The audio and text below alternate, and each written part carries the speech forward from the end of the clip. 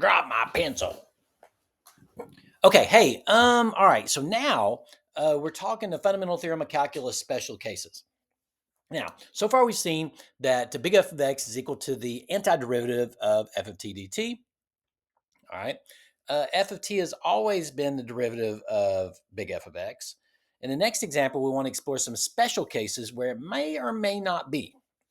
All right, and so if you look here, and I'm telling you, this is genius. I'm glad special attention is being made to this because if you're coming from a number and it's not just x anymore, it's some sort of something else.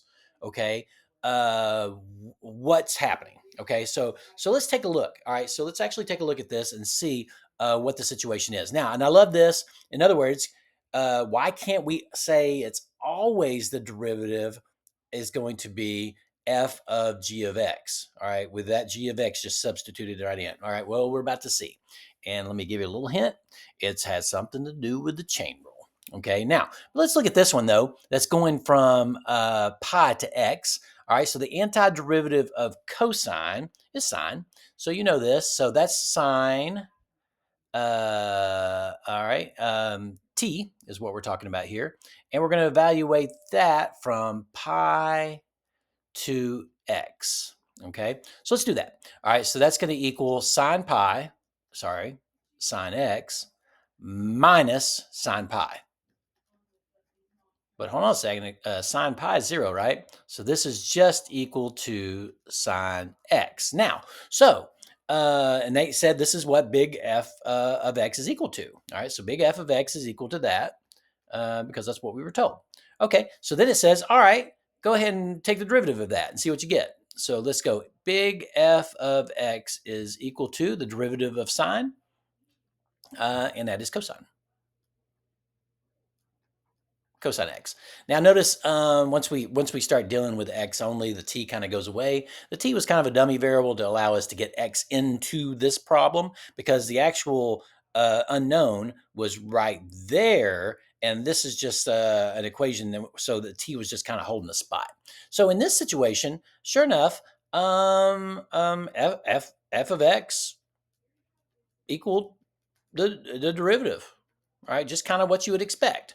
Okay, but what happens if we're not going to just x? Let's take a look. All right, and again, chain rule is going to make an appearance.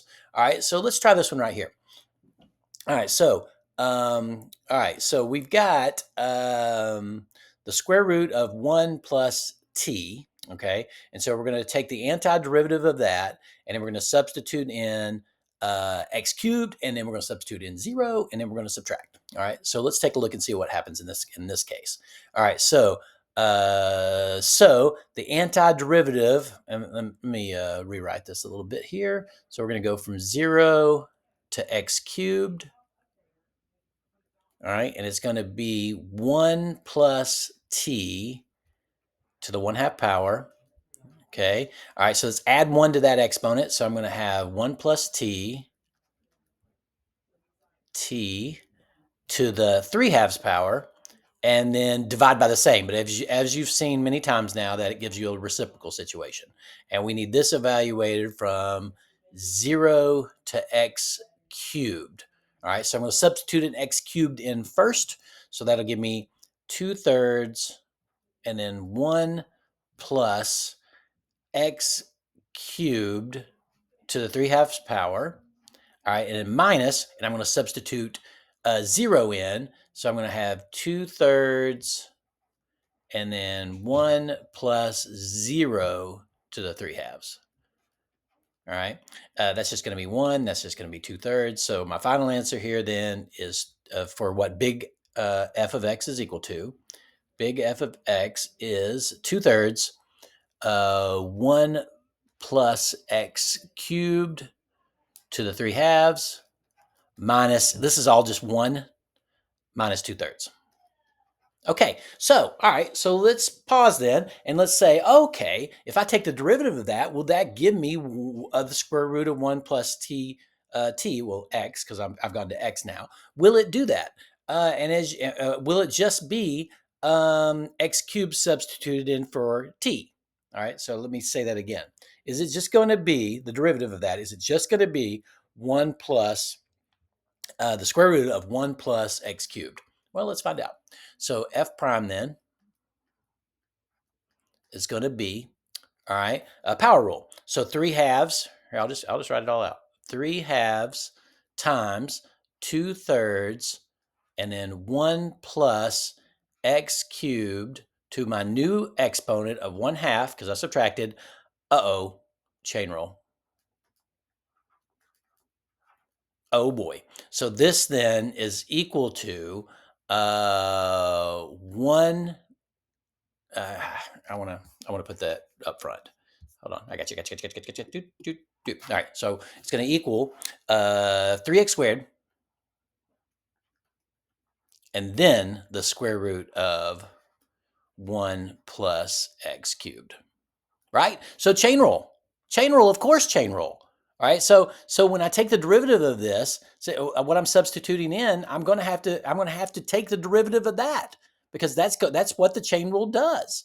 So this in this case, we can see that f prime of x was not equal to f of x because chain rule. Chain rule is missing. All right. And so let's show it again here. All right. So in this case, I've got two different functions. So instead of going from a constant to some form of x, I'm going from two things that both have are functions of x. All right. So let's see what happens. All right. Antiderivative of sine is negative cosine. So it's going to be negative cosine. Right. And then I substitute in cosine x. Sorry, I don't like how I wrote that. So it's going to be negative cosine t and with from x squared to cosine x. Okay, so the first time then I'm substituting in the cosine. So I got cosine, cosine. I know that's weird, but we'll deal with that in just a second. And that's f of b and then minus a negative cosine x squared. Okay, so this is big f of x. Okay. All right. Okay. So not much I can do there except make that addition. So I'll do that. So this is equal to negative cosine x, which is super strange. All right. Then plus cosine x squared, right? All right. And then back over here, you know what's about to happen. We're going to be missing a couple of chain rules. I mean, there's no doubt about it. So f prime then is going to be, all right, the derivative of negative cosine is going to be sine. So that's going to be sine copy chain rule, right? And so the chain rule then, derivative of cosine is negative sine. So I'm back to a negative again. All right. And then this part right here is going to be plus. No, it's going to be minus. Or I'll keep the negative here. So the derivative of cosine is negative sine, copy, chain rule. Oh, Lord. So this is crazy. So this is sine cosine x, negative sine x. Is most certainly, look at all this big mess. Is most certainly not just the cosine x and then the cosine x squared, and that's it. So it's not that you can't just substitute in and be done with it. Okay. So that's not the situation here because the chain rule was missing. All right. So once again, big F prime is not f of x. It is not. It is not, is not, is not, because we're missing the chain rule. All right, so we got to practice this hopefully on the next couple of questions.